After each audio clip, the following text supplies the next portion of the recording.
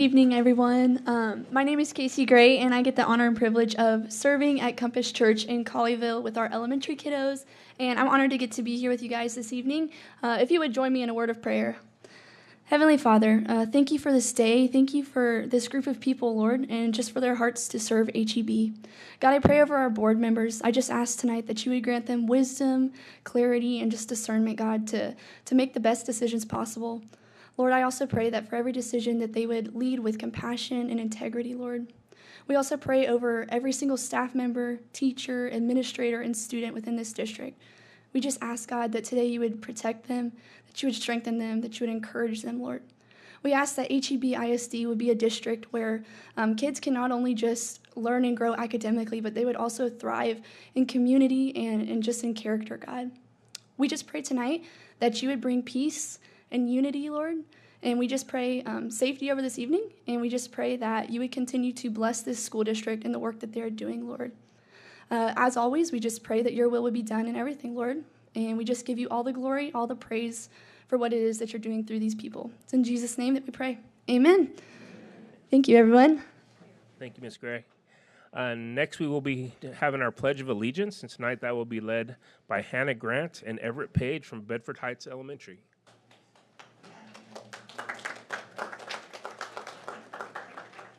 If you all come up to the front, we have the American flag on this side and the Texas flag on the other side. We'll follow after you, and once we're done, stay up here for a second because we got something for you, okay?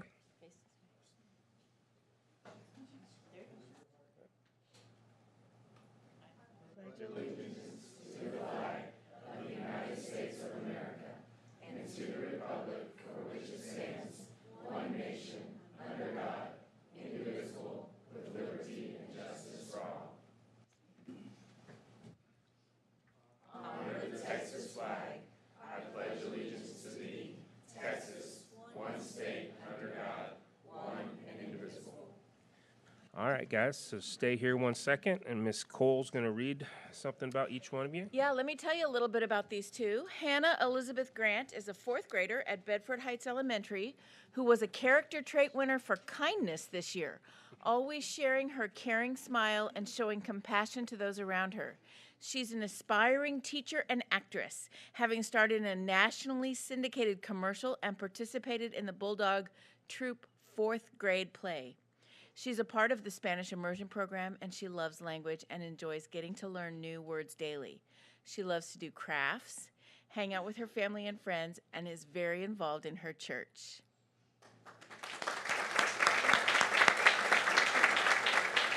Everett Brian Page is a fourth grader at Bedford Heights Elementary who was a character trait winner for courage this year, always standing up for what is right when it's not the popular decision. Everett enjoys playing on Team Legend with the Mid-Cities Basketball Association. He is interested in coding and attends coding camps to improve his abilities. He loves Star Wars, playing with friends, video games, nature, and animals, and especially his two dogs, Solo and Nola.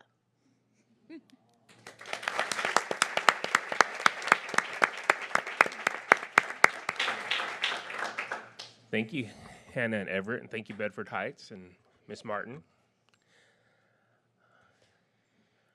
All right, tonight the Board of Trustees is meeting in its regularly scheduled monthly meeting to officially act on the items included on the posted agenda.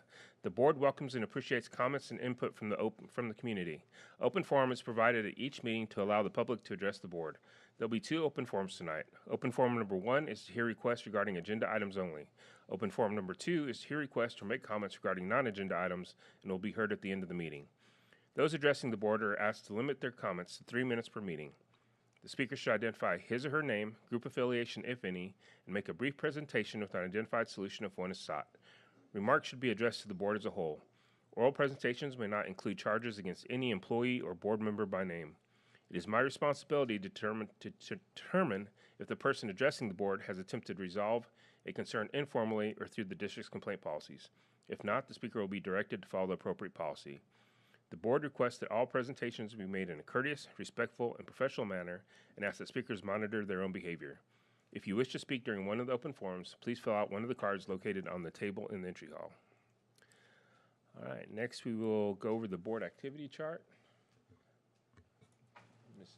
Jordan Wells. All righty. I'm sure these will be repeated by others, but I attended the Board Ambassador Academy graduation on April the 7th, where we got to finalize our wonderful time with our participants to learn more about the school district and how it operates, in hopes to eventually maybe decide to run for school board. Also, I attended the School Board Candidate Forum on April the 16th.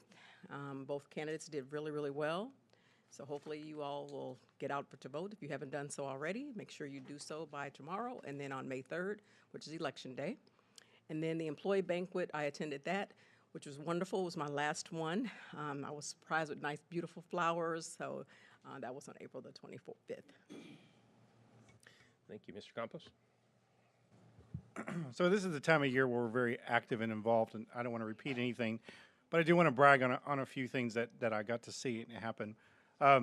I did go down with Bajani to the House 92 event, but the two people to brag on that day is that our very own superintendent was speaking for Raise Your Hand Texas that day on the steps of Austin, and our very own Julie Cole was testifying on a particular issue down there as well. So this board is very active as far as public ed is concerned, and that was really exciting.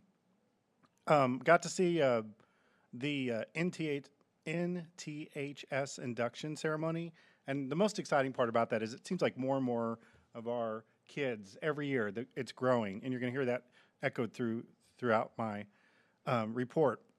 I got to attend my very first UIL one-act play, which I had never seen before. First off, it was awesome, and I attended the ones for our junior highs, and they did a fantastic job. Big shout out to Bedford Junior High, and way to go, Alexis Laney. Great job. It was a tough competition and would not have wanted to be a judge, but our schools did an excellent job. Very last Trojan Talk. That's always really difficult because you spend so much time with these kids, and then they keep moving on, and it's awesome. Community and schools. You'll hear more about that a little later, but I just love all of the things that our counselors are doing for our kiddos. I got to hear over at the YMCA Boy Scouts Longhorn, they got to honor both Mayor of Hurst as well as our very own Dr. Joe. That was very good. And then the Latter-day Saints always do an enormously good appreciation for all of our teachers. I think they do a great job with that. And then last but not least, I'll skip a few other things. I always love to go to prom, and not only to see our kids dressed up, but it's an absolutely great time to spend some time with our principals and our assistant principals. And I think the thing that impressed me the most is that I kind of rotated through, and every single one of them knew every one of the kids, knew who they were dating, could tell me everything about the kids. I just think that's really neat that our staff takes the time to get to know kids at that level. All right, Ms. Cole? All right, I'll try to touch on a couple of things that haven't been mentioned. I attended for the first time in a while a TASB spring workshop that was held at Dublin High School in Dublin ISD, a couple hours away. But it was an evening of learning and meeting other board members in places in little towns that I had never met before. So it was great. I'm glad that I attended. I wanted to mention something else about the Board Ambassadors Academy. You know, we have been, as a board, we've been teaching other boards how to run their own Board Ambassador Academy so that, you know, this great program that we've been doing now for 15, 16 years is replicated across the state. And this year, we had one board member from Henrietta ISD who drove in every meeting to attend the meeting, and they are in the process of creating that program in Henrietta ISD. So I just wanted to point that out. I attended the North Texas Area Association of School Board meetings, and board, I'm very happy to report that after 3 years as president of that organization, that was my last my last meeting as board president. I will serve as outgoing president for a while, but my duties as president of that organization are done. And then I just want to also mention, in addition to what Mr. Campos talked about, our visits to Austin, which have been many this legislative session, I've also, because of my work on the TASB Legislative Committee, I've been attending a weekly conference call every Monday afternoon for an hour or so, getting updates on everything that's happening in the ledge, and then spending the next couple of days reaching out to our lawmakers to beg them for cooperation for public education. So hopefully that'll just a few more weeks of that as well. Ms. Hewitt? Okay. Yeah, just real quickly on behalf of the board, you know, officially we're the host of the employee banquet, and you know, we spend some of our time, we go out and we pass out invitations and do a lot of the fun stuff, but we know that there's so much that goes on behind the scenes that makes that event happen, and I don't know how many people were there. It was a lot. Yeah. She knows. 820, So 820, you know, 738 people RSVP. but 820 showed up. Okay. Yeah. So, and you know, so that many teachers, families, administrators, it's just a great event every year. Dr. Burnett does a great job as our MC every year, and we really appreciate him. But on behalf of the board, I just want to thank everyone who was involved in putting that together and making sure that goes off without a hitch, because it's a big deal. And as Ms. Wells said, this is your opportunity to vote, so get out there and vote. Election day is on Saturday, so. All right, any comments, Dr. Harrington? Just wanted a couple updates on a couple upcoming events. The Trinity groundbreaking, May 1st, so Thursday. We have that. And then a quick reminder, Dawn Jordan Wells, we're having a celebration to honor Dawn's years of service to this board, and that's going to be May 5th at the Buinger, 4:15. We have a meeting that, we have, oh, You can do that afterwards. we have a meeting first.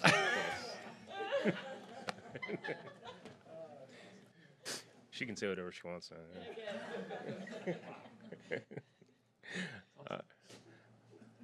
All right. See any clarifications? No. Okay, so everyone be patient for a minute. This is the meeting where we go over the board training numbers. So I have this thing that I need to read. Under State Board of Education rule, completing required continuing education each year, a basic service is a basic service obligation expected of any sitting board member. As board president, I'm required to announce the name and member who has completed the required continuing education, has exceeded the required continuing education, and is deficient in meeting the required continuing education. The requirements for training are measured as of the first anniversary date of the trustee's election or appointment, or 2-year anniversary of his or her previous training as applicable. There are 8 training areas that the board member must have for continuing education. 1, local district orientation. 2, orientation to the Texas Education Code. 3, post-legislative update to the Texas Education Code. 4, team building. 5, additional continuing education. 6, evaluating student academic performance and setting goals. 7, identifying and reporting abuse, trafficking, and other maltreatment of children. And 8, school safety. To the extent applicable to each board member, I will announce the completion or deficiency as to the required training.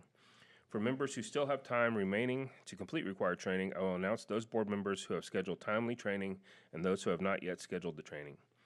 At the conclusion of this announcement, I will announce any board members' training in excess of the continuing education requirements. Local district orientation. The following first-year board members have completed local district orientation training. Becky Ewert. Orientation to the Texas Education Code. The following first-year board member has completed the orientation to the Texas Education Code. Becky Ewert. Post-legislative update to the Texas Education Code. No board members were required to complete post-legislative update to the Texas Education Code training for the time period covered by this announcement. Team building. The following board members have completed the annual team building training. Chris Brown, Fred Campos, Andy Cargile, Julie Cole, Becky Ewert, Don Jordan Wells, and Matt Romero. Additional continuing education. The following board members have completed the additional continuing education requirements. Chris Brown, Fred Campos, Andy Cargile, Julie Cole, Becky Ewert, Don Jordan Wells, Matt Romero. Evaluating student academic performance and setting goals. The following board members have completed the biennial training on evaluating student academic performance and setting goals. Chris Brown, Fred Campos, Andy Cargile, Julie Cole, Becky Ewert, Don Jordan Wells, Matt Romero. Identifying and reporting abuse, trafficking, and other maltreatment of children. The following board members have completed the biannual training on identifying and reporting abuse and trafficking. Chris Brown, Fred Campos, Andy Cargile, Julie Cole, Becky Ewert, Don Jordan Wells, Matt Romero. School safety. The following board members have completed the biannual training on school safety. Chris Brown, Fred Campos, Andy Cargile, Julie Cole, Becky Ewert, Don Jordan Wells, Matt Romero. Exceeding required continuing education. Board member Chris Brown exceeded the required amount of continuing education by 5.75 hours. Board member Fred Campos exceeded the required amount of continuing education training by 27 additional hours.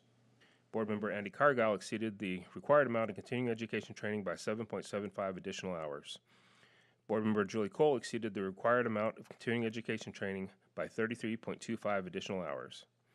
Board member Becky Ewert exceeded the required amount of continuing education training by 15 additional hours. Board member Don Jordan Wells exceeded the required amount of continuing education training by 13.25 additional hours. Board member Matt Romero exceeded the required amount of continuing education training by 20.5 additional hours. So that is the report for this year.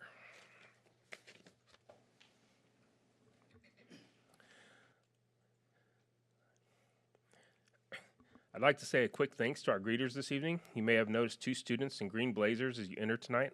These students are part of the HEB ISD Student Ambassador Program, which is a select group of students chosen through an application and interview process to be the face of the district.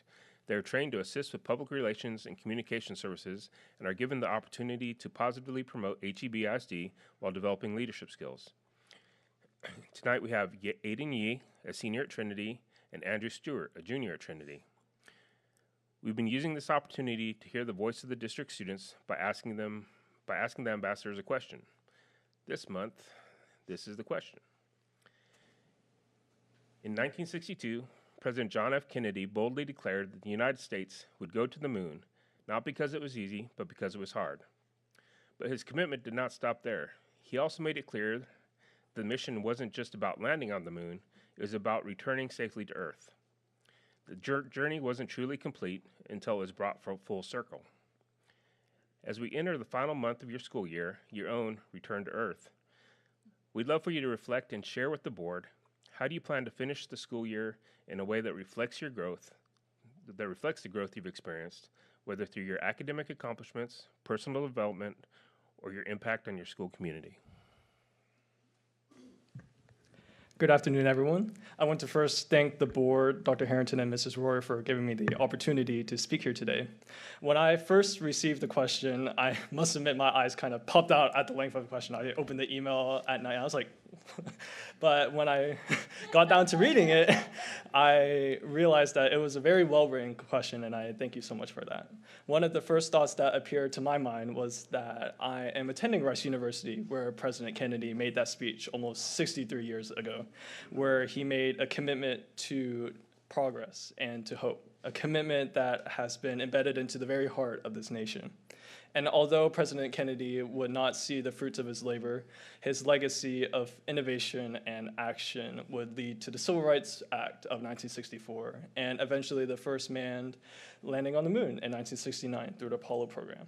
And as I was reading multiple sources about his journey, it made me reflect on my own journey, albeit so far it is very short compared to everything that President Kennedy did in the space race. In high school, I have always had a drive inside me, something pushing me, something fueling me. And initially, I did not know what that was. However, if you ask any of my teachers or my classmates, they will say, I'm just a little bit crazy in everything that I do, from my schoolwork to the extracurricular I'm in to my personal passions like music. And I have realized that as the year comes to a close, that what has been pushing me all this long is a desire to help people and to give back. I have realized that I am very lucky to have had the opportunities I've had in and outside of HEB ISD. from being an IB, expanding or breaking, please don't tell my IB coordinator that, breaking my mind, to opening my perspective, developing as a leader, growing myself musically, or establishing deep friendships. And thus, I always strive to give back, whether it be small things such as giving a classmate a pencil or helping them in schoolwork, to advocating for human rights at a summit in Dallas, or where I actually have been invited by State Representative Bojani in 3 days to go down to Austin with him, where I'll be advocating for education and mental health. Yes. And as the year comes to a close, I kind of want to go out with just a little bit of a bang, having fun as a kid should at senior prom or weekend outings, continuing to learn all that I can, giving back to my community, and most importantly for me, spending time with those that I love. So thank you.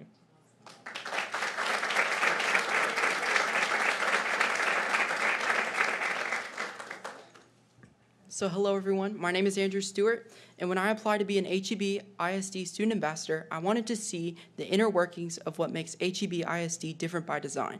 I wanted to represent the district in a positive manner and make connections needed to be a catalyst for the community. I often have ideas which probably go with my strength of being futuristic. However, it is hard for me, it is a huge risk for me to share those in a public setting.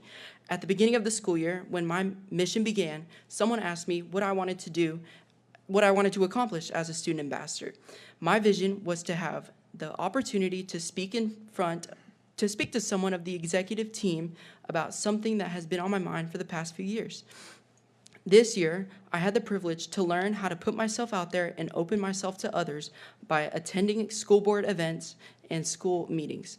I've learned my inner strengths as a person and have been given the tools to help put myself at ease when sharing my ideas with others. As John F. Kennedy said, though, it is not about getting there, but about coming back and returning safely, and is using what we've learned to make a difference in our community. So my way to make a difference, to bring my vision to full circle, is to propose it to you today. So members of the board, the thought I want to leave with you today is my vision, my impact on the school community. The way I want to finish my school year as a student ambassador is to present the idea of building an auditorium for our schools. With the new construction taking place, adding an auditorium to the athletic facilities would put our district even more so at the top. A facility like this wouldn't just benefit swimmers like me, it could also benefit all students through physical education, safety training, and community wellness. It would strengthen district athletes, attract families to our schools, and give our community a space to come together. It would also achieve quality indicator number 5 of HEB ISD's strategic goal for student success, which mentions 60% or more of all varsity athletes advancing to post-season competitions. This is how I want to make my return to Earth complete, my mission, using what I've learned. And I hope that you will take my vision into consideration to help make HEB ISD be the best that it can be. Thank you.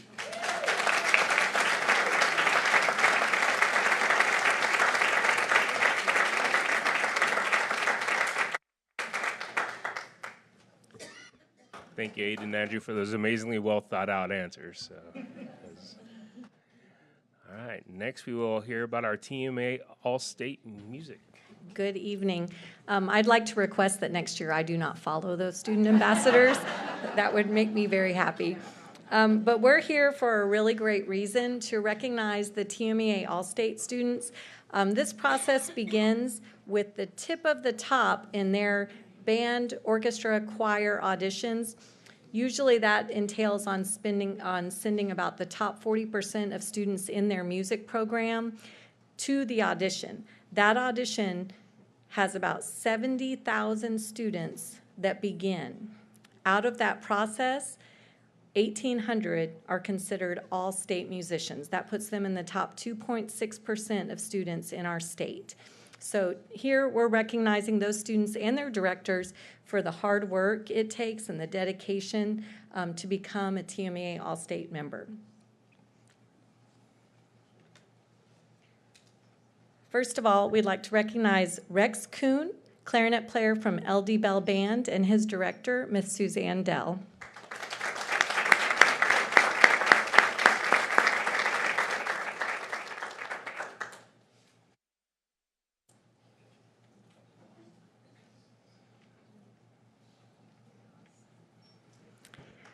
Next, we have Eric Woods, trumpet player from Trinity High School, and his director, Chris Kanicki. Tonight, he'll be featured with his other director, Manny Flores, percussion instructor.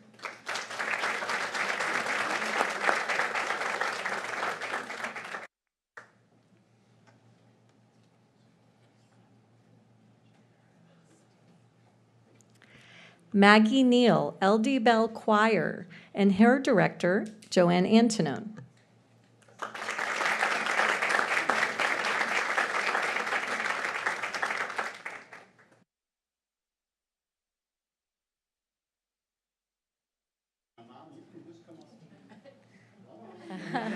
Yeah, parents, don't be shy. You can jump in front of Michael or whatever you need to do.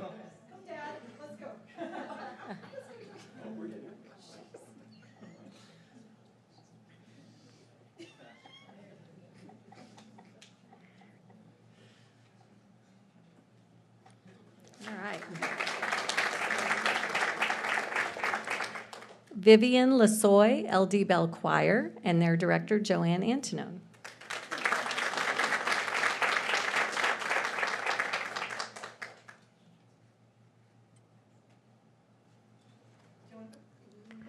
Well, we have a third student from the LD Bell Choir. This is Elijah Aplon and his director, Joanne Antonone.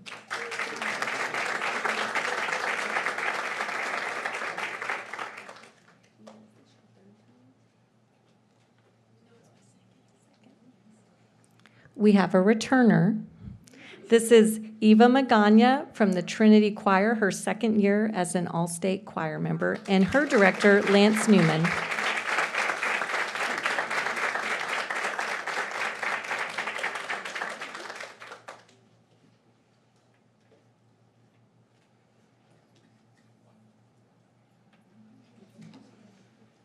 Okay, three-time All-Stater, Victoria Fan from LD Bell High School Orchestra, and her teacher, Allison King, tonight represented by her junior high director, Tara Truex.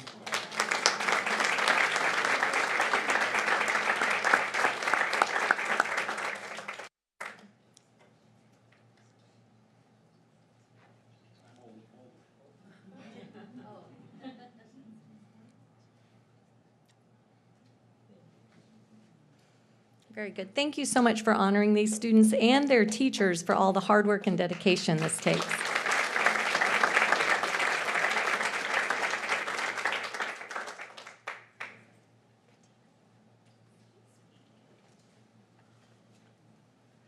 Good evening. I have the pleasure of introducing two head coaches, Jesse Barton from LD Bell High School, come on up, and Travis Clark from Trinity High School.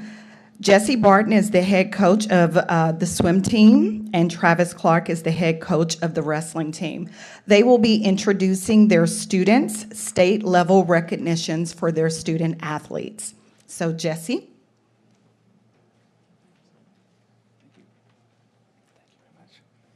It is my honor to be able to present this to this swimmer here, a guy who's been a cornerstone of LD Bell swimming for the last 4 years. Super excited to see what he does past high school.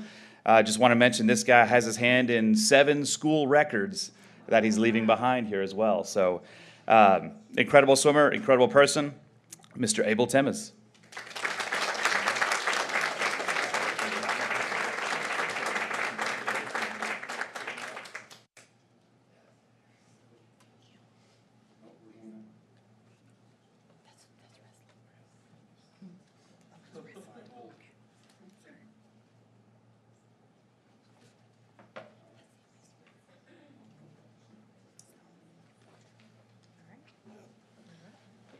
Okay, well, I'd like to first thank you all for, allowing us to come in and, recognize the hard work of these young ladies.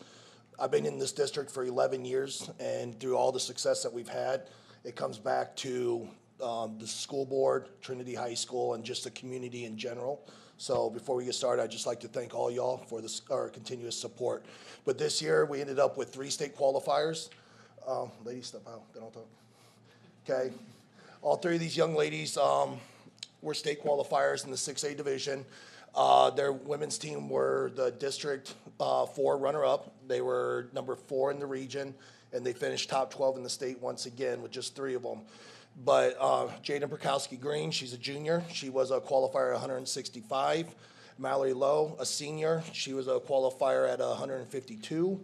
And Maliana Heimuli, she was a qualifier at heavyweight, 235. And she becomes our 4th state champion in the last 11 years. And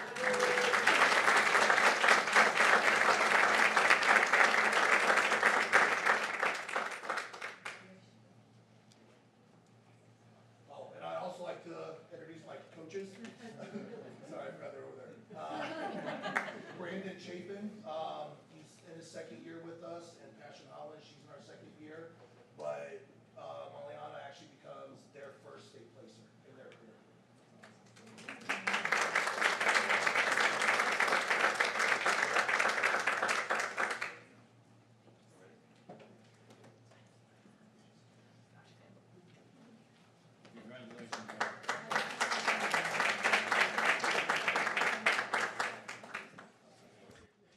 Congratulations, students and families. Yeah, it's amazing to think about in a state with 5.3 million students to be one of the very, very best in the state and qualify at a state level is just an outstanding accomplishment. All right, next we will be meeting our Life Changer of the Year. Okay, thank you. Tonight I would like to recognize, well, let me just tell the story and I'll introduce her as the story goes. On Friday, February 14th, Midway Park Cafeteria Specialist Martha Jimenez was recognized by the National Life Group as their 2025 Life Changer Spotlight Award winner.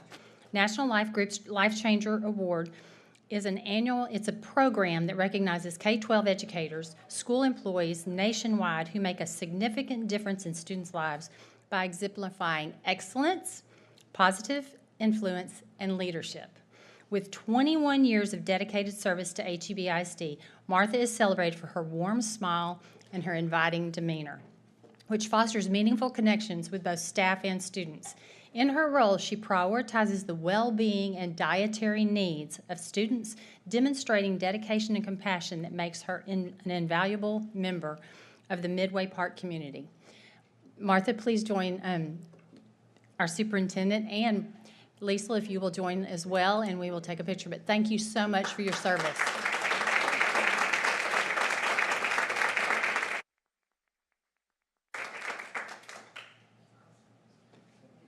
Thank you. Yes, thank you so much and congratulations. All right, next we will be handing out certificates of appreciation for donations that have been made to the district. I'll turn it over to Ms. Cole.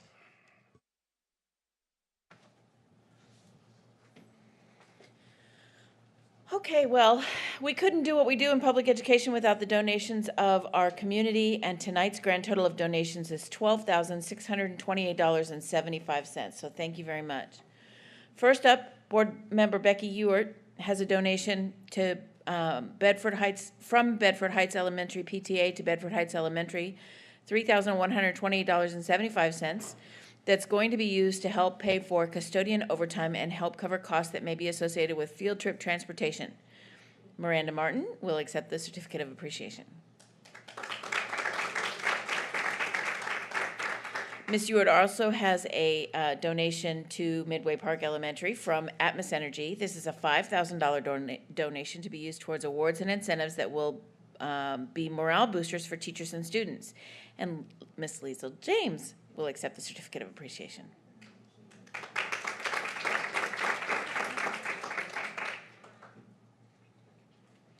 But Mrs. James is not done because Andy Cargile, board member Andy Cargile, has a certificate from National Life Group to Midway Park Elementary. This is $2,500 donation.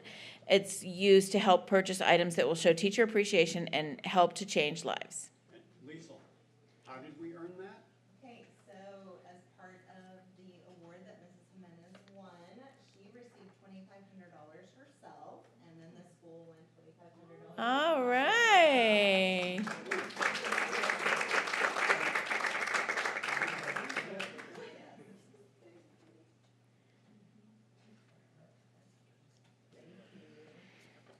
And Mr. Cargill has one more certificate. This is a donation from the HEB retired school employees, and I've been told to ask if you're a RSE member, come on up, come on up. I see a few of you here. This is a $2,000 donation. It'll be used to help purchase books for the HEB Reads 2025 program. We have Kira Elledge here and a host of members from the retired teachers.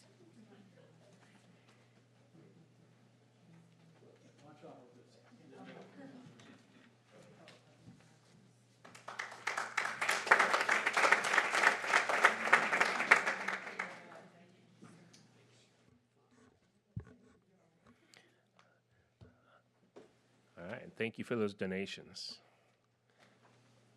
We're ready for open forum number 1. No cards. Then at this time, pursuant to Texas Open Meetings Act, Texas Government Code Chapter 551, the board will adjourn into closed session pursuant to sections 551.071, 551.072, 551.074, and 551.076.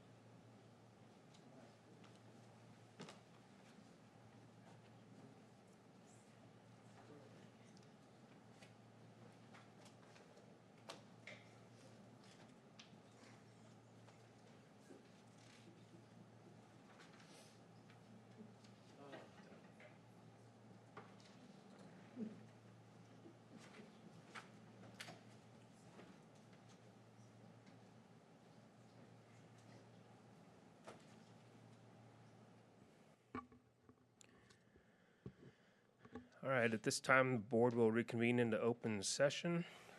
We're at item 9.01. Does any board member have any items they want removed from the consent agenda?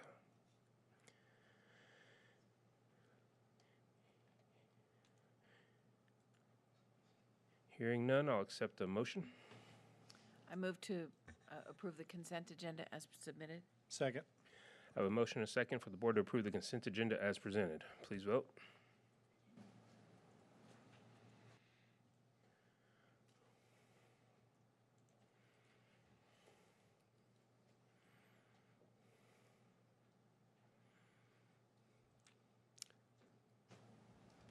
Weird. Yes. We don't even have a quorum voting yet. All over here. Look up there. Yeah, there it goes. Oh. Okay. All right, and that motion passes. Item 10.01, report on employments, resignations, and retirements. Dr. Harrington asked me to give you a brief update tonight on our where we are in our hiring process. And so first of all, I hope you all never tire of hearing it. I certainly never tire of saying thank you for the past. This will be our fourth recruiting and hiring season where we've gotten to use our new timeline, and I appreciate you all giving us your continued support. And so we were able to post all of our positions on the 25th of February because you all approved the staffing table at that time. And we also had a job fair. As you're aware, we had 270 highly qualified candidates who showed up to our job fair. And what I love about the process is that our principals receive the list the week before the job fair. And so if they want to, they can get a running start because we go ahead and fully vet all of those applicants, and they are able to see who is fully certified and eligible for employment. I also want you to know we are very excited to be offering a summer job fair for the first time, and this came from the Recruitment Advisory Committee of Principals and Administrators. This was a suggestion that was made. And so on June 9th, we'll be having teacher candidates from 9 to 11 and then teacher assistant candidates from 11 to 12. We're really excited to see how this goes. But I also want you to know that since we began hiring, which would have been, I believe, after our 10-day of postings would have put us at the 11th of March, actually, we have hired 91 employees, and we have 3 in our queue. And just so you know what in our queue means, we have an internal goal that we try to meet of 3 business days from the time a recommendation is received by a principal to the time the candidate receives their letter of intent offering them the position. And then we are at 98% right now on that. The only time we're going to experience a delay is going to be things like certification or a background check or a reference check issue. And you all know we are not going to ever shortcut or rush those processes. But the other thing you all did for us several years ago that we continue to want to say thank you for is you gave Dr. Harrington the authority to offer contracts to new hire teachers and anyone actually below the principal level, which allows them to have their contract the very next week. And so we are so excited to be this far into hiring already in just about 5 weeks. And our principals are working very hard. I will tell you that of our hires, 55 teachers at elementary and 25 at secondary, and then the rest are paraprofessionals and professional support. So we just want to say thank you, let you know kind of a status of where we are, and I anticipate that that queue will be full when we get here to work in the morning. Thank you, Ms. Tuttle. Questions? Mr. Romero, our fine arts directors stayed because they were excited about the box trucks, and I don't know that they realized at first that they were part of the consent agenda. Oh. And so they would like to clap. Yay, box trucks. But before we move too far away from Ms. Tuttle's report, I do want to say that there's a narrative out there that we're late to the party for hiring, and what this proves is that it's a false narrative, and we are ahead of our friends and neighbors, and we're doing a great job with hiring, and we just want to thank you, Cicely. All right, you guys can go have dinner. Go ahead. And we're excited about the trucks.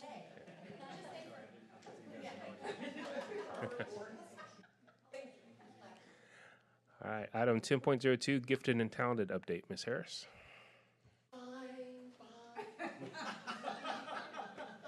Hello, everyone. We're excited. Thank you. I'm glad to hear it. And, my team back there We're sticking around. Okay. So I'm here on behalf of the Advanced Academics team to give you our Gifted and Talented Services update for school year 24-25. The things that I'll address tonight come from our priority student success quality indicator. This is state accountability, and goal 5 is that 90% or more of our performance measures in the Texas State Plan for the Education of Gifted and Talented Students will meet the accountability standard. This is the goal for Gifted and Talented from the state. So I'm not going to read this whole thing to you, but I'll just let you know that the photos there are from our Quest 4th and 5th grade Purposeful Passion Project presentations that have been going on. The 5th grade one at Pat May and 4th grade at campuses. And these are examples of the kinds of things that fulfill this goal for our gifted students. We look at the standards in our state plan for gifted and talented, and I went through each one and categorized it as we've met it. That's the green. We're in progress toward meeting it, but we haven't 100% achieved it. That's the yellow. And then red, we're not there yet. So, but our goal is 90%. So we're above 90% in the green and yellow combined, but we're working toward obviously getting 90% and then beyond.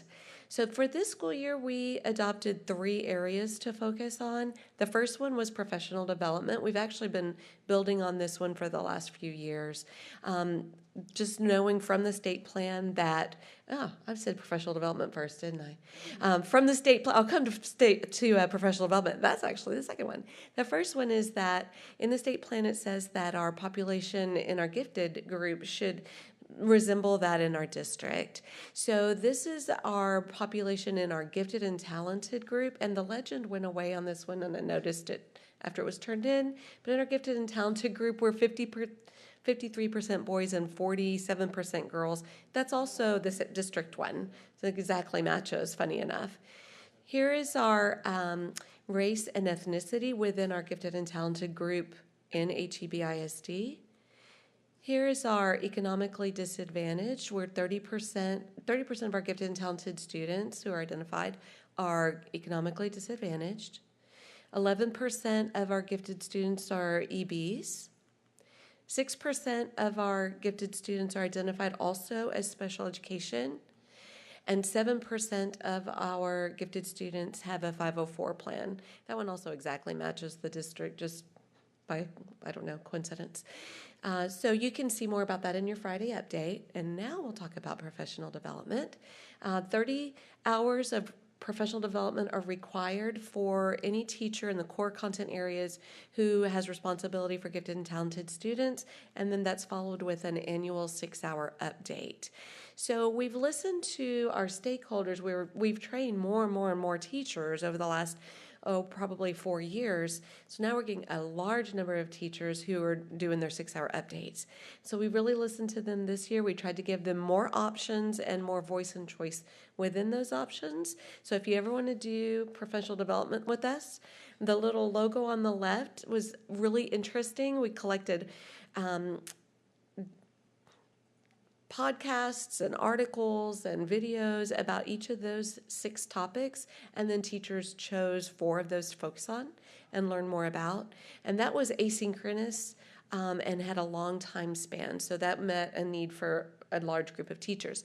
The one on the right was really fun. We just did the last one just a couple of days ago, GT in the Movies, where the teachers watched 2 films out of a list of 8 where the main character was gifted, and then they did a little bit of work in Canvas, and then we got together for an hour and a half and talked about the movies and had some group discussion we got really great feedback on that one too. Another thing that was new in our professional development this year is we went ahead and offered some instructional planning sessions just for advanced academics. Our friends in core content areas allowed us to do this as a flex day session. So we did that, and then we've also launched a secondary teacher newsletter this year. So it's come out every month, and when we went around and visited all of our secondary advanced academics teachers, many of them brought that up. They mentioned it first, so that was pretty exciting that they've been getting the newsletters and have been trying out some of the strategies that we're putting in those. Now we're looking at an elementary version of it for next school year to reach those cluster teachers that we only get to see once a year for an update. Then our third area of focus was family and community engagement. So we've been sending home Quest Family News as a newsletter to our elementary families for 3 years now, but I've learned that they don't all get their messages that come through Blackboard. They don't all see those emails. Sometimes they block them. And so I've learned partway through this year, it helps if you text them through Blackboard to go check their email in Blackboard. So we've done that as an additional thing. In September, we had sort of an ad hoc family engagement event.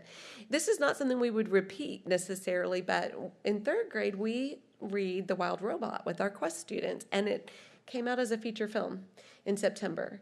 And my coworker Emily Biggers, who's the elementary specialist, Woo is in her top 5. And let me tell you, she called the movie theater and said, we're going to need a whole theater to bring our families. And sure enough, they gave it Sinopolis. We worked with them. We actually filled one up and then opened up a second one. We had hundreds of people who came to see The Wild Robot. It was amazing. Also a good film. In October, we did our normal kind of, informational night, people who are new to Quest, what's it all about, what is our service model for elementary. In November, we did something new for us. We hosted a game night. So the students brought board games. They were in some rooms at Pat May with IB students and ambassadors. And they were playing games. And then I was with the parents and guardians in a different room going over what are gifted traits and how you might see those in your child. And that was kind of short, maybe 20 minutes or so. And then we joined in with the children, and so the whole families played the games. It's really fun. In February, we offered a night of information for parents and improv for the children. So the parents had 6 sessions they could choose 2. So we ran it like, 2 20-minute sessions. And these are presented by a facilitator, a high school teacher who's a GT, a librarian giving topics, suggestions for books for advanced readers, and our specialists. And the kids did improv in grade bands, the younger ones separate from the older ones, and that was really, really fun. And then our most recent event was our picnic that we had on the most perfect day of April. It was absolutely beautiful. We had several hundred people. We took over Generations Park, and we just threw frisbees and did hula hoops, and they brought their own picnic dinner. But then we invited a couple of food trucks to come and do desserts. So we really didn't have a big investment in any of these. It was just really fun, time for our families. They were hungry for time together and with their specialists as well. So those were our family and community events. And then the last thing I want to do is just talk to you just for a minute about our professional organization, which is called TAGT. In December, they have a conference. It's mostly attended by teachers, but also leaders. And our secondary facilitator, Susan Alcala, turned in a proposal that was accepted. And so she did a presentation on using Canva, which is our LMS, and AI to differentiate for gifted learners. And that picture is me trying to get a picture of the room. It was packed. People were hungry for that topic. And then at the leadership conference, Emily Biggers, the elementary facilitator, presented on our process that she and I went through to really overhaul our program 3 years ago. It was the presentation we needed when we were starting our process. It was fantastic. So I was really proud of both of them for doing that. And then, to add to that, GT Awareness Week was the first full week of April. And I've put a letter on the left-hand side saying, Dear School Board, we would love it if you would put the first week in April as GT Awareness Week in the HEB calendar. But just so you know, this is the letter that was shared by TAGT. It was authored by one of our specialists from Bell Manor, Michelle. Michelle P., we call her Miss P. She has a hard last name, Piscitano. And also, on the right-hand side is a little snip. TAGD puts out legislative updates, and that little snip of a quote from one of the parents of one of our students in the program went out to the whole state. So we're just showing our state that we're a destination district for gifted and talented programming, and we, are doing great things here in HEB ISD. And then for the last thing is clearing the path. There are 2 areas in red for us, and so Ms. Clark and Ms. Rhodes we're ready to work on these together for next year. The first one is having to do with professional development of campus leaders, and then the second one is that we are, according to the state plan, we should have goals for each of the campuses specific to GT. There should be a goal in their campus improvement plan. So we're ready to launch those 2 and work together on those. And you can follow us on Instagram. We have an account that's active and lively and fun. You should see it. You can get your phone out right now and use the QR code if you'd like. So do you have any questions for me? We've had a great year, super busy year, but it's been great. Cheryl, can you go back to the 4th slide, the pie chart? Sure. Okay, 1, 2, 3. Yes. So can you walk me through that? What is that measuring? So this document, state plan, is broken down into many, many, many standards in 6 areas. And I went through all of those and just categorized those as we have fully met this particular one. We are in progress. We've met maybe part of it, but not 100%. Maybe we've met it in elementary, but not secondary yet. So that's the yellow. And the red ones are ones we haven't yet met. So that would be like every person on the committee, the identification committee, has the right, the GT hours that they need. So right now, our principals and assistant principals don't all have that requirement met. It's really hard to honor their time and make that happen. So that's one area that right now is red for us. But we're working toward making it green. Does that make sense? So there's 6 standards? There are many, many, many standards. There's 6 areas, and within those, up to 30 standards below them. And, okay, how did you get into the green? How many, is it 100% of the standards that you met? We are at 100% of 48% of the overall standards. I'm not explaining that very well. I can tell by the look on your face. If there were 100 standards, 48% of them were completely met. Yes, but there aren't actually only 100. There's like a weird number of them, but I literally went through and counted them. I think that may be more information that can be even captured in this one chart. Yes. Can you help us, feed us a little bit more information than Sure. that? 'Cause I'm not getting much from that. Sure. So the goal is that we would have, out of all the standards in the state plan, we would have at least 90% of them met, right? So I literally went through every single standard under professional development, every single standard under family and community involvement, every single standard under identification and assessment, and I coded each one as we've met it, it's in progress, or we haven't met it. So red, yellow, or green. And then I literally just went through and calculated where we stand in that whole big book. We're about halfway fully met. Half the standards are fully met. The other half are, just about half are in progress, partially met. Maybe it's met for elementary but not secondary or something like that. And then there's a small number that we haven't met at all. Yeah, and let me say this. Cheryl has really moved the needle on us moving the state plan, but let me have her put together a document that you can see these are the areas that we've completed, these are the areas that we're working on, and then we have a few areas.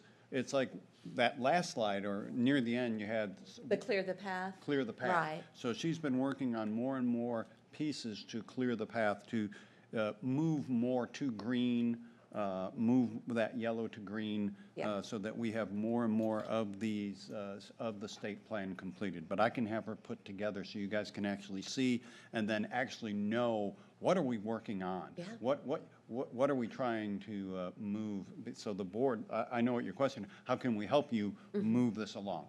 Yeah. That would be great. Yeah, we can add that for Friday for sure. The other thing that piqued my interest when you said it is that people aren't opening their emails. And I Sometimes. don't know if this is a problem for Quest and maybe affecting other people who send emails, but every time Quest sends an email, it comes from no.reply@HEBISD. That's People through see that and Blackboard. then they I know, delete that's- it. Is it I know, do we that's the have a way problem. to send it from a person? So, no. There's no way to do And that? I'll tell you why, is because, yes, I mean, I can send it from Gmail, but what will happen is that it'll say it's spam because I'm sending too many out in a short period of time, and so it will get marked as spam. And unfortunately, in Gmail, we're not told that it was marked as spam. Like in Outlook, we got that feedback, like this was undeliverable or whatever. In Gmail, which is what we use, we don't get that feedback. So it was a step in the right direction to actually go through Blackboard and use the district's, whatever you call it. Like Blackboard is the thing we use when we communicate with the district, but it does say no reply.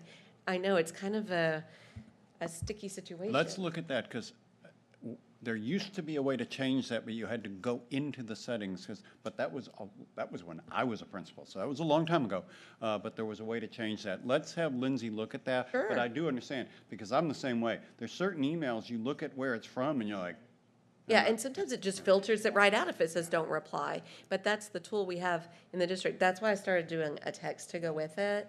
But yeah, I made a note to reach out to Lindsay about maybe being able to do, because I have an advanced academics email address. the blocks too. Sometimes people don't realize that that's from us, and then they block it, and they're not going to get any more. So that's the other piece that we do have to work through. Yeah. So thank you for those questions. Any others? This is really good work and such a great opportunity for our kids. But I think it's important to point out that this is another place where districts that are financially struggling are cutting these programs. And so for us to be still focused on it and doing such great work for our kids in this area is really good. It means the world, really. I mean, it's so important. Thank you for that. Okay. Any other questions? Thank you, Ms. Harris. Thank you. All right, 10.03, District Benchmark Assessment. Dr. Norgard. All right, well, we just heard about our GT students' passion projects, so here's one of my passion projects, data analysis. So we are looking this evening at our latest DBA report. This is in the area of mathematics. Tomorrow is the day that our students are taking their Math Star or Algebra EOC. So we will follow this up soon with some additional data, but this is our predictive data at this point in time. It's aligned to the strategic plan in our area of student success.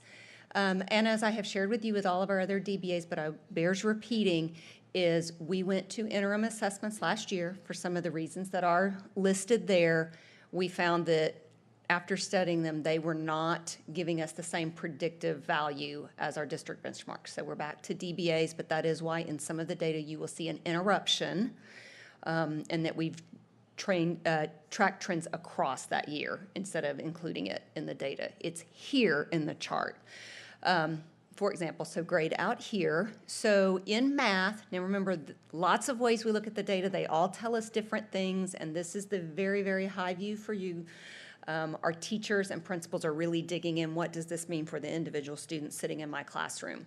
But at the high level view, when we look at year to year, these are different groups of third graders, but it does let us know as we're looking at third grade curriculum, are we seeing the same areas of weakness when we get into a more specific view? So we did see some slight drops, again, skipping across that interim back to previous. But again, that previous was a year we had new item types. So there continue to be a lot of variables. So I will just always give that caution when we look at data. That's why we have to really dig deep to be sure that our classroom teachers are understanding what the data is telling them.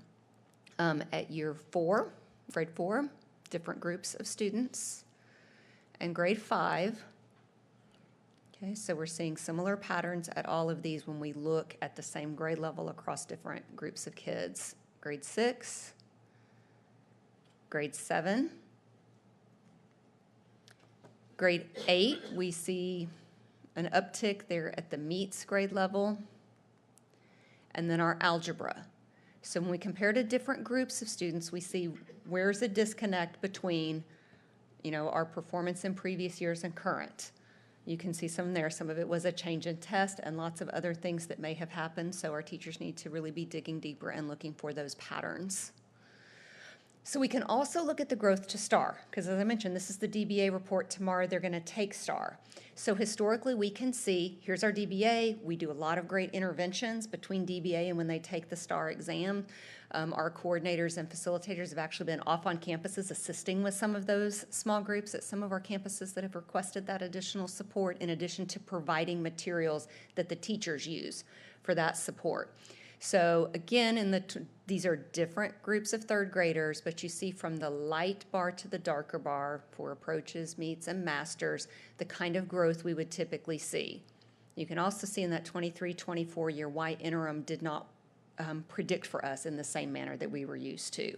That's why we had graded that out in the previous chart. But we do tend to see, those gains, especially at meets and masters, with those interventions that we're providing. So we will be looking very closely when we get this STAR data to look at what were our patterns of gains, where can we continue to tweak and improve and do better in all of our systems. Fourth grade, again, the bigger gains at meets and masters historically. These are fifth grade, different groups of fifth graders. Sixth grade. Seventh grade has seen small movement at masters historically. And eighth grade, our masters numbers tend to be low because, as you recall from me telling you in years past, if our eighth grade masters gets too high, it actually means we missed kids that should have been in algebra.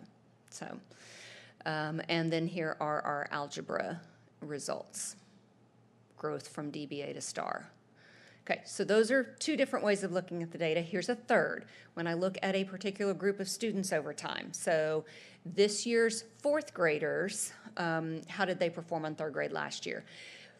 We stop after the seventh grade year because of that split path into algebra, that some of our eighth graders are in algebra and some are in on-level math. And the way that I am able to track the data, campuses can look more differently down at that student level, but it does not allow for a clean tracking of the cohort. So this year's fourth graders, here's how they did last year on their STAR. So you see actually at their DBA, they're already performing essentially at the master's grade level, the green. These are all the same colors as our previous slides. Our current fifth grade group is actually holding steady or even improving over their last year's STAR performance at the approaches grade level. This group, our current sixth graders, have been actually pretty consistent in their performance compared to their own behavior in previous grades. Seventh grade has been a little more variable. We saw growth, we kind of saw a plateau. We see now all of those solid lines are from STAR to STAR to STAR to STAR. It's a dotted line because this is DBA, which we know is historically lower, but we're waiting to see that STAR performance and if we're continuing on that baseline where they've been the last few years. So questions about our math data on this STAR Eve? Any questions? I guess no questions. Just tell me briefly on the interim that you got, that we were using in 23, 24.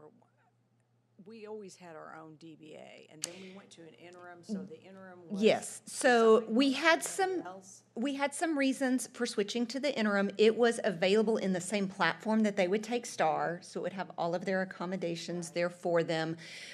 We were hearing at the time from other districts around us that had had great success with that. It is an adaptive test, so unlike our DBA where every student in that grade level takes the same, based on how they were answering earlier questions, which it would intend to give us greater specificity of I can really see for this student, because it challenged them in a different way.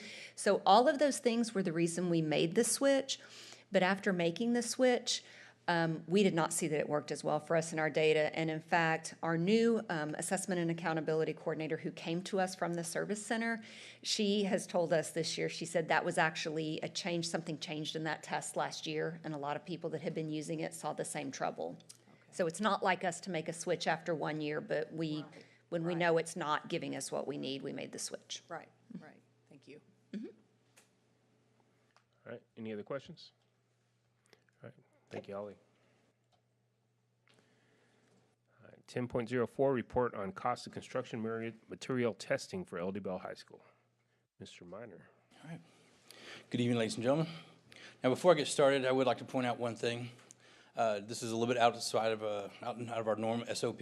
Normally, we'd bring the report, obviously, at the work session, and then the action item at the board meeting. But for the sake of time, we wanted to bring, and to be able to also have 2 reads for this, we want to bring you the report tonight, and then we'll be bringing next Monday the action item for the materials. So just wanted to give you an idea and understanding of what testing materials are now. Coming right behind Ms. Norgard, this is not testing materials. There was a little bit of confusion when we were doing our board docs. Wait a minute, why is Josh, how's he getting into testing materials? Well, we're testing materials or materials testing. So easy to get confused there. So some of the requirement, this is one thing that's fun too. I'm just gonna take a moment because I got the podium. I don't normally get to put all those things on there, but the high schools, the schools, man, we're nailing every one of those priorities. So we're going to take the opportunity to put them up there and make it a big deal. So materials testing is the requirements. Now, any other place, if you and I were doing something in private, yeah, it would be considered best practice to bring somebody in to test our materials and make sure everything's being done as it was specified. But in this case, in this situation, it is actually a requirement for governmental entities to do this and to use an independent source. So this way, we don't have basically the hen guarding the fox guarding the hen house. In this case, we have someone who's actually looking at that and is outside of the construction manager position. And then also, you can find this all in our code, the government code, independence and what it means. So qualified engineer and testing vendor. So as we're going to bring them in, we did an RFQ. We'll talk about that in just a minute to make sure that everybody was qualified to be able to do those testing. And then reports directly to us. So that's the difference piece too, is they're not going to the construction company or the GC, they're coming to us. So when we pay them, I actually get the reports to me, and then I have to route them back to our engineers, architects, and the construction team, because they need to see if something fails, and sometimes that happens. It could be, and then we'll talk about some of the materials later, but too much water here, something wasn't tied correctly, not enough brick ties, that kind of stuff. And so I get that report first, so I can have an idea what's going on with the materials. All right, so kind of what I alluded to, types of materials that we're going to be testing. Earthwork, so if you've been around the tennis courts or if you've been over at Bell, digging a bunch of holes, and everybody thinks we're a little crazy because we dig all this dirt, throw it out on the ground, and then we turn around and we put it right back in that same hole we just dug out. So there is a method to the madness. What we're doing is that's part of soil conditioning. So you need somebody to make sure that they are there when they put that dirt back in. You don't just kick it back in the hole. They actually have to compact it in 8-inch lifts. So that's just one example in the dirt work. And so we have somebody out there literally checking that on the regular every pass, making sure there's enough water in the ground, making sure that they're using the correct soils. Sometimes you have to take certain soils out and eliminate those. And so there's somebody there watching that. Another piece would be auger cast in place piles. These are piers. This is a method that we've used on every one of the elementaries so far.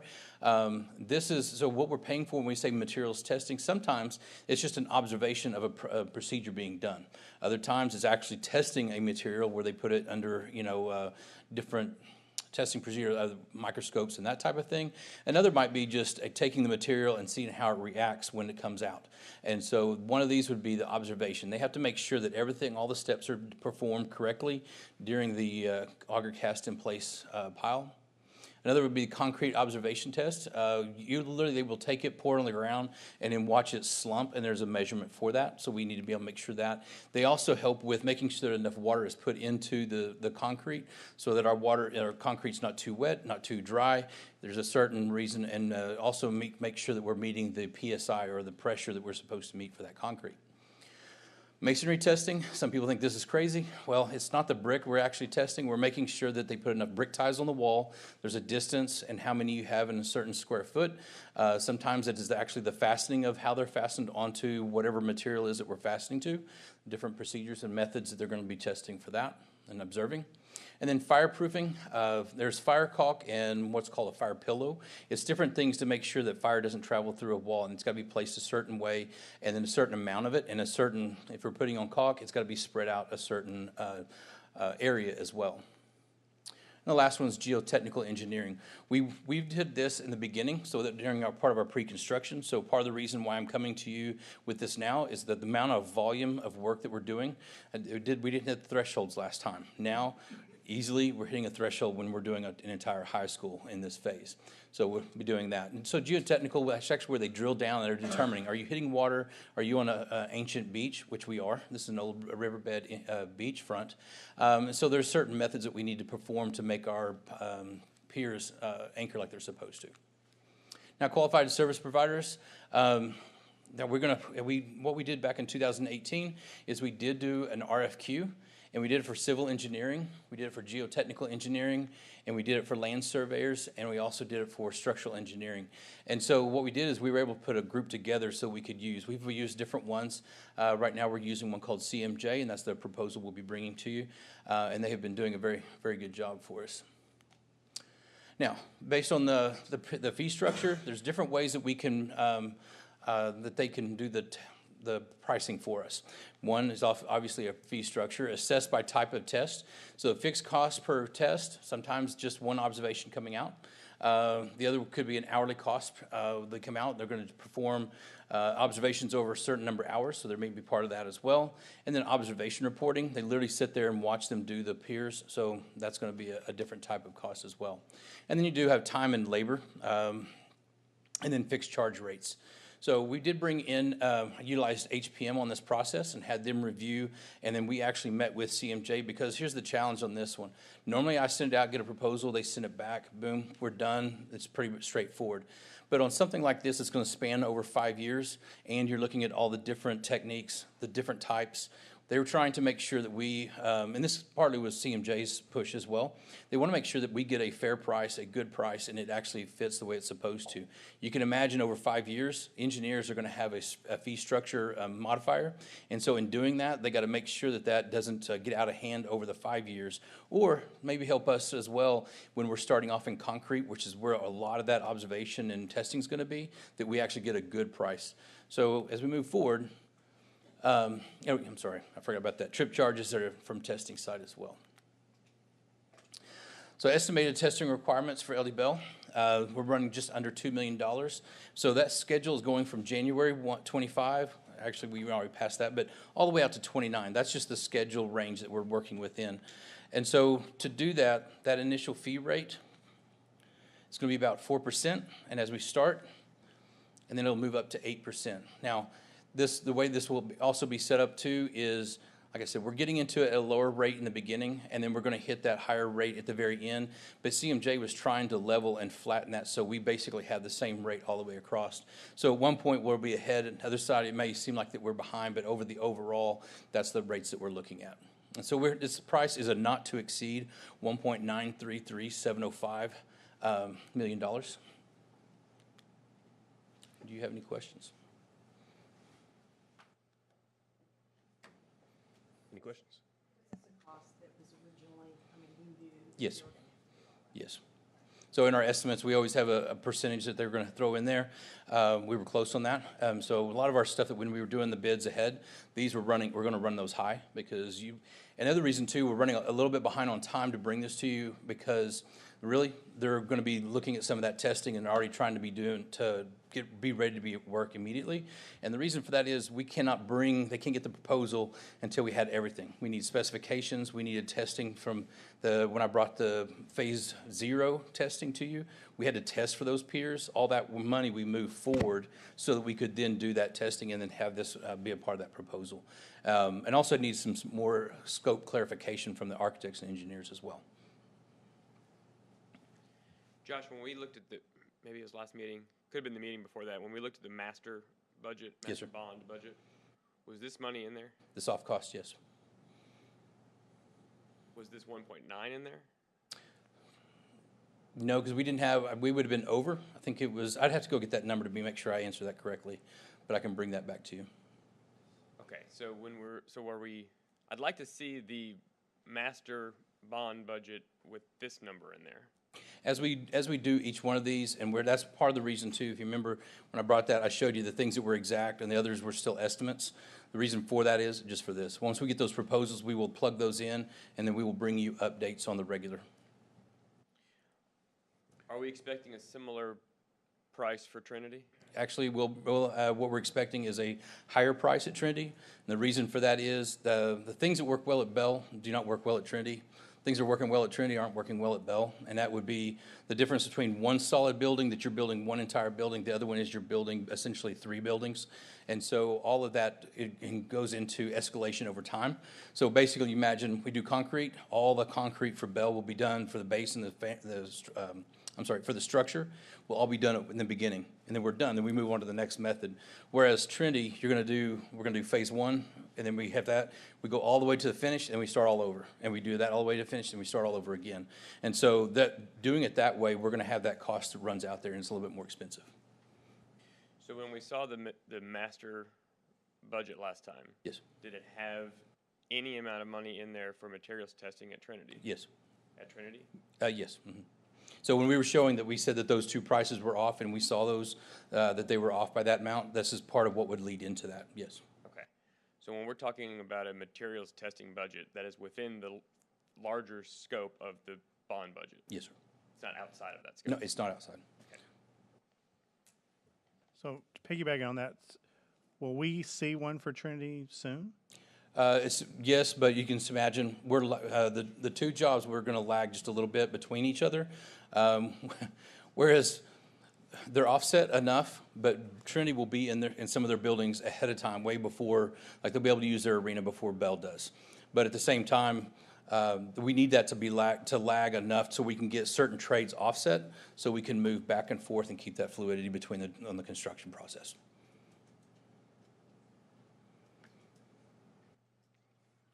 Yeah, so the Trinity one's going to cover more years than the Bell one, or at least one more additional year, possibly. Possibly, yes. Imagine we'll be doing landscaping and some fencing and those type of things at the very end, and that's going to require some of that testing as well. All right. Any additional questions? All right, so this will come up next week. Okay. Thank you, Josh. 10.05, the 2023 A through F Accountability Report. Dr. Johnson. Good evening. I'm here to present the 2023 A through F Accountability and Strategic Plan Priorities, Student Success, Academic Rating of the District. So I want to remind you, a couple weeks ago, Dr. Harrington did a State of the District with the Chamber, and that was the current State of the District. So let's go back to what the current State of the District was 2 years ago. So it's not where we were, where we are today. So I want to tell you a little story. I want you to just lock it in just for a moment. If you go back 10 years ago and you call in like the best picture that you ever took that's in your photo album, you know, you lock that in. That's what you look like 10 years ago. And then you think about your picture this year. A lot has changed over 10 years, hasn't it? You know, from hair to no hair to all kinds of things that I'm not going to even get into. But a lot's changed. And that's what's happened with the landscape of accountability. And that's what's happened with the expectations for our kids. And I can tell you, a lot of people are thinking, woe is me. And a lot of people are wondering why this is happening. And one of the things I will tell you is I am glad I graduated when I graduated, because the expectations that we had 10 years ago and the expectations that we have now have completely shifted, and we get better and better.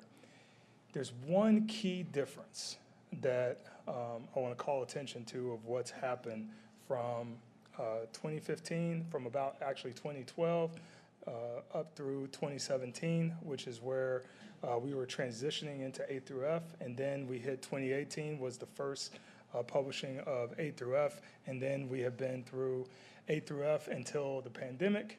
We came out of the pandemic for 1 year, and then we went into the accountability reset. And the main thing that shifted was in 2012 to 2017, the state told us what the expectations were, and they allowed us to know what the expectations in 2017 and 2016 were going to be. They told us that in 2012 and 2013, and so we knew where we had to rise and get to. Well, then we transition to A through F. Then we get to COVID. We come out of COVID, and then we have the accountability reset. And what has happened is we have the same expectations continuing to rise, but what we don't know is what that mark is. And so we find out the mark when we get the results at the end of the year. So we won't know what this year's mark was and what the expectation was that we just took DBA on until we get our results this year. And then that puts us, and not just us, but every school district in the state of Texas, that puts us a year behind figuring out the level of rigor and expectation that we have to meet. So we look at our data, we understand the landscape change, and for a district like us that's a CI district, we look at the data as a gift. And so we have to, and we have been, focusing on how to get ahead of the game. We know that the rigor is going to increase, but instead of waiting until we get the results, we're trying to plan ahead for what the expectation of rigor is going to be 2 years from now, so that we're no longer behind the eight ball. So I just kind of wanted to talk about the landscape because everyone's talking about the A through F ratings, but what they're not talking about is how things have shifted and how they continue to shift and what to do to try to get ahead of the shift. And so, for instance, when you think about CCMR is 45% of accountability. And back in 2015, the state had an initiative of 60 by 30. And so 60% of graduates from the ages of 25 to 34 were going to be industry credentialed or diplomaed. And they decided that they were going to make that shift and they were going to expand it from 25 to 64 because they wanted to focus on lifelong learning. And part of the reason why they made that shift back in 2015 was because we weren't doing a great job preparing kids for industry credentials and for college. And so, lo and behold, CCMR measure comes up. We begin to chase that metric.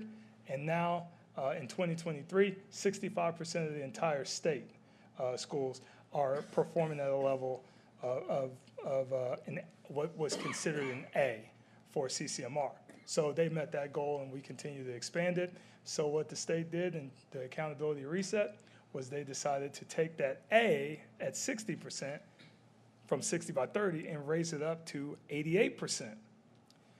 Now, the only problem with that was the fact that they didn't hold us harmless for 1 year. They didn't give us a year to implement. They went right ahead and they said, the kids that graduated last year before you knew that this was the expectation, that group is going to count for the 88% in order to get an A. So we thought we were doing great. We got our A, and then all of a sudden we didn't have an A. So they raised the bar. We agree with it. We agree the bar should be higher. We want better for our kids. And so we're doing the work. So I want to show you accountability year over year. 2019, 92. We were not rated in 2020 and 2021. We came back out of COVID, and our rating was a 93. And we were at, on 2023, we were at an 88. So a breakdown for the accountability. So in domain 1, which is student achievement, we scored an 87. In domain 2, school progress, we take the better of student achievement and school progress, which equals which gets us 70% of our score. And so Our 88, we took the 88 for school progress, and that's because of our relative performance for controlling for our economically disadvantaged population. And then we have domain 3, which is closing the gaps. And so 70% of our score comes from our relative performance, which is how we perform with high poverty students, and closing the gaps, we're closing that at 88%, and we achieved a post-secondary readiness distinction. Here's our breakdown for A through F accountability for our campuses. You can see we have one campus that's a C. We have several campuses that are Bs and As, and and we have one campus that's targeted support to the right. And I'm going to just take you to the next slide. So 48% of our campuses are As, 48% of our campuses are Bs, and then we have 3% of our campuses, which is one campus that is rated at a C. Okay, so let's talk about other measures that we use. And so I want to call attention to your 2022 ERG ratings, and I'm going to contrast our ERG ratings for 2022 and then 2023. Remember that effectiveness takes into account achievement, which is how students score, and then performance, how students score based upon their poverty level and where the expectations. So we're in the top, the 1-1 box. And then for efficiency, that is how our students perform in relation to how our finances and our resources, how our students are resourced. And so we are getting the best bang for our buck in 2022. And then from 2022, where we were a 93, to 2023, where we are 88, you see that there's not very much difference. And as Heather from ERG comes to talk to you each February or March, she lays out how we perform compared to the largest 200 school districts in the state, and we still are in that 1-1 box, and we have some movement.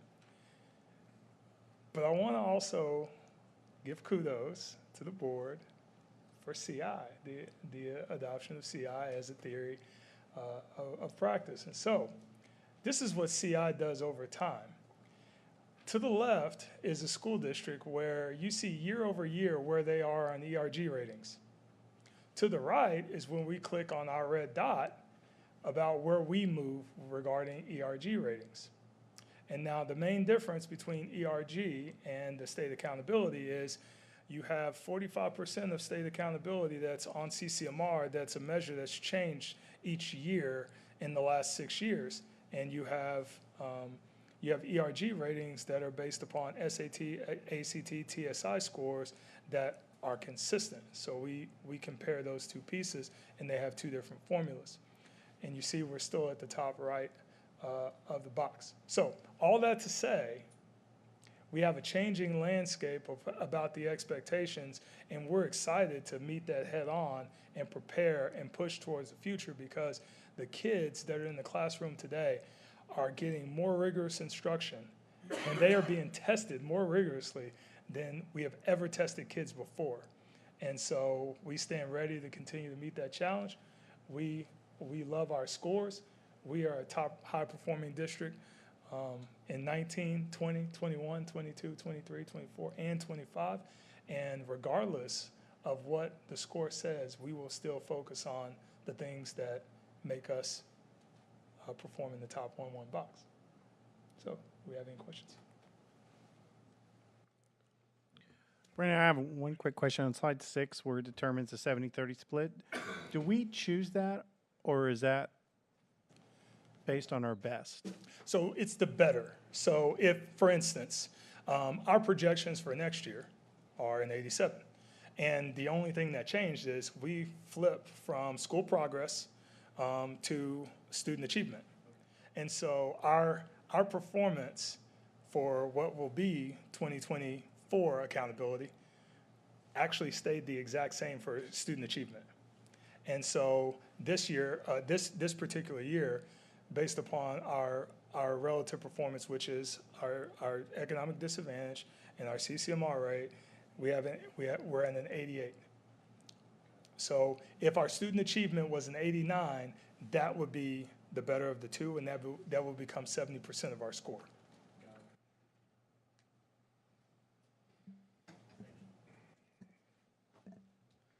Brandon, these were held for a period of time because of the ongoing litigation. Yes, sir. Have we been given any time frame when we can expect the subsequent ratings to be disseminated?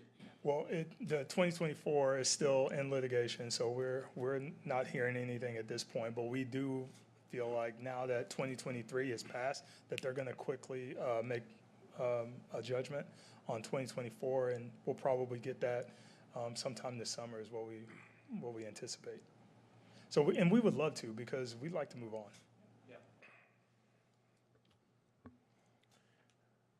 All right, any additional questions? Thank you, Dr. Johnson. All right, we are ready for our action items. No items were removed from the consent agenda. So 11.02, consider approval of Chapter 21 administrator contracts. Ms. Tuttle?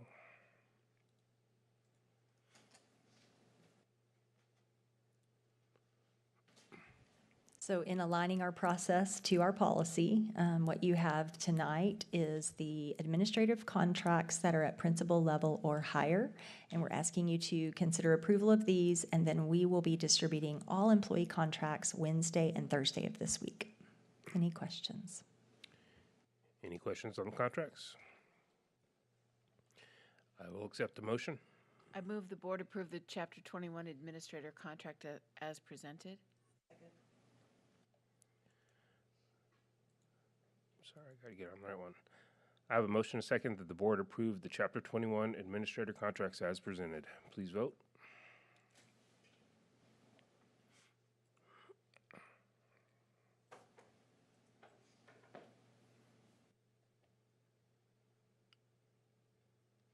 And that motion passes. 11.03, consider purchase of kindergarten grade 3 phonics instructional materials. Okay, just wanted to clarify, because you already had an item earlier in the consent agenda about the adoption. That was just approving the title. So now that we've approved the title and the source we want, we're coming back and saying, actually, yes, we would like to buy these books and put them in our students' hands. Thank you. Any questions? I'll accept the motion.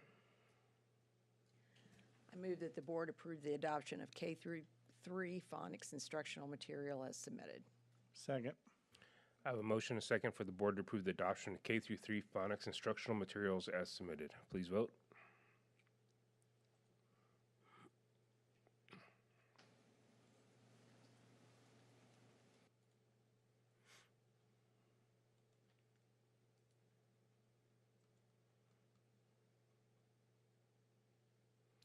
That motion passes.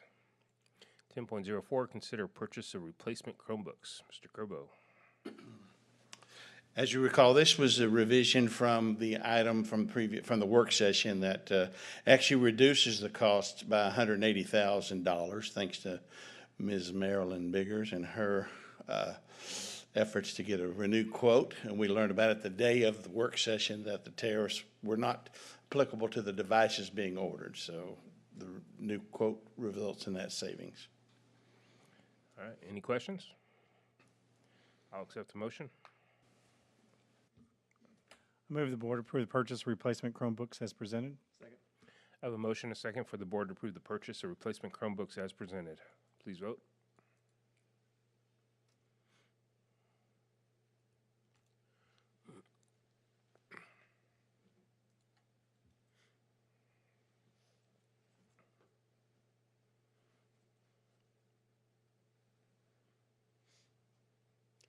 And that motion passes. We have a card for open forum 2.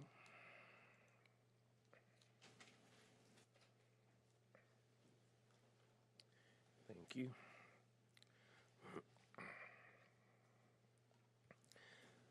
All right, we have one speaker tonight. It's Daisy Pardo. You can come up and they'll put the time up on the screen so that you can see where you are. And you'll have 3 minutes.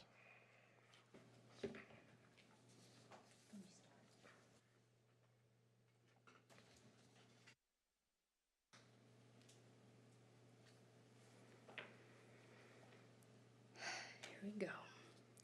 I don't do this as often as you guys do, so bear with me. Hello, everyone. Thank you so much for holding these open forum meetings. I have been an HEB resident for 12 years now. I bought my first home here back in 2013 after I came back from deployment. At the time, I simply wanted a place that was peaceful, and I had two criteria. Full-grown trees, no HOA. That's all I wanted. And Hurst was absolutely perfect for me. Now I am a mother. My daughter goes to Hurst-Hills Elementary. When I bought the house, I didn't realize what an incredible school district I was planting roots in. So thank you so much for building such a wonderful learning environment for our future generation. What I value has not changed much. I still have a very deep connection to nature, and I still very much love our neighborhood.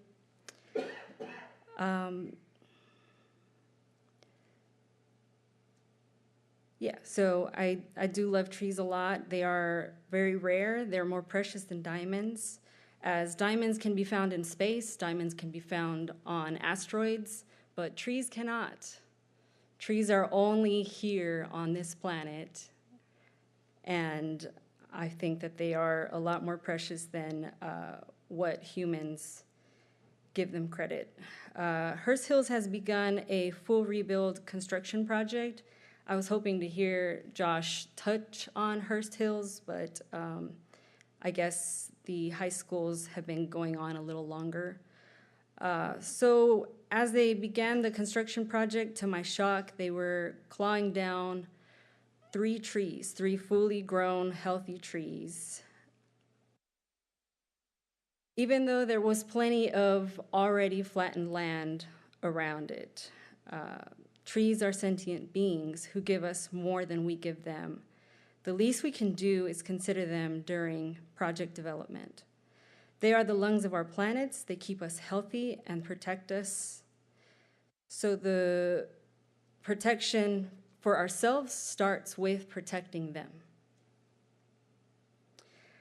I contacted the principal right when I saw what was going on, and she directed me to Kelly Doyle, the construction development manager. Her boss is here today, Josh Miner. She couldn't answer if the trees at the front of the school were going to get cut down or not. So that's one of my questions for today, is if those trees at the front of the school are going to be cut down. I have a package here showing the full-grown trees. You guys could just kind of look through that package. These trees are more than 100 years old. They have been here longer than the school. See, 3 minutes is up. Is Josh with it? Yeah, Josh is here. One more thing, the crossing is not safe for the kids. The kids were redirected to go around the school, and there's no cross guard where they're being redirected. In that package, you will see where cars get parked, Okay. and they won't be able to safely cross. All right, yeah, I think you talked to Josh about that also. Okay. Where was the time at? It was up on the screen. Yeah, it was on. Oh, sorry. All right. Thank you very much.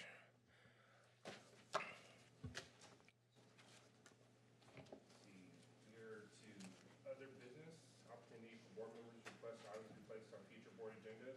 Anyone have anything? I do. I would like for us going forward to at least once a month have some kind of update on where we are with each of our construction projects here. I'm not asking for architects to be here and for there to be an extreme, pictures and so forth. I would just like for an update of what is going on just on a monthly basis with each of our projects. In addition to that, I know we've discussed it. I don't know where we're at on this project, but it would be nice if we had, as a board, a platform for us to be able to look at the different things that are going on each campus. if somebody calls and asks me a question, it'd be nice if I could go someplace and actually pull up a drawing or something that would be able to give me some information where I could answer somebody's question. That plan's coming. You'll give you a monthly, and we'll do that one on the regular through your Friday update. And then the other is, we already have something coming on the next board meeting that we'll be presenting. And we will do those on the quarter. And the ones that will be on the quarter are basically, they're designed for you, but also for the public. So we will be using the material straight out of those presentations to post out. Okay, so we are going to have a monthly update. Oh, yes, ma'am. Okay.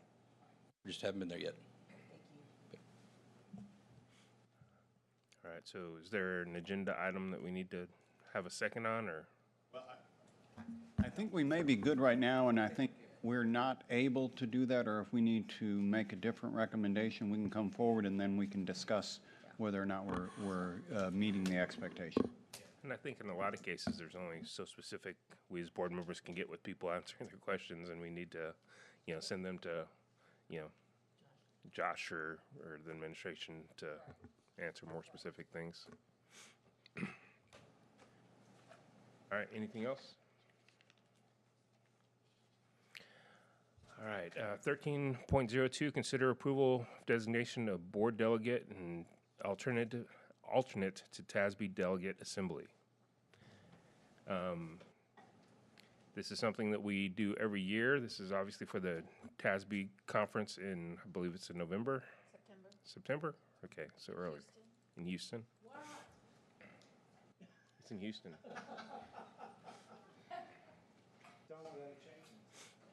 Yeah. So last year, we had Fred Campos as our board delegate, and he was also the board delegate the year before that.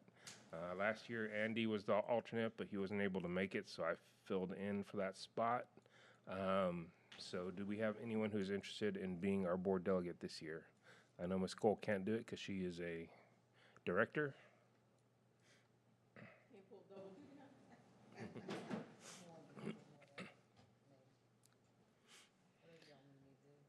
Well, if Yeah. Becky's interested, may I make the suggestion that we do one more year with Mr. Campos and you serve as the alternate, and that gives you a year of sort of seeing how it goes? Yeah, we could do it that way, or, Or reverse, doesn't matter to me. or reverse. Sometimes it's better to have the alternate who's more experienced Okay, help the new person kind of get ready that's a for good it. idea. I got your back though, Becky. All right, so we're going to go with Becky Ewert as the delegate and All Fred right, Campos so- as the alternate. I move that the board approve to designate Becky Ewert to serve as the delegate and Fred Campos to serve as the alternate to the TASB Delegate Assembly. I have a motion and a second for the board to approve Becky Ewert to serve as the delegate and Fred Campos to serve as the alternate to the TASB Delegate Assembly. Chris.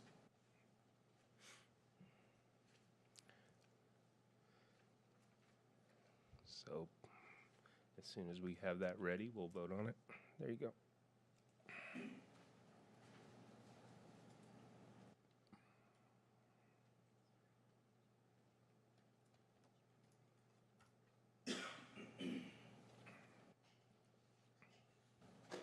And that motion passes. All right, we do not need a second closed session. All right, then I'll accept the motion to adjourn. So moved. We're adjourned.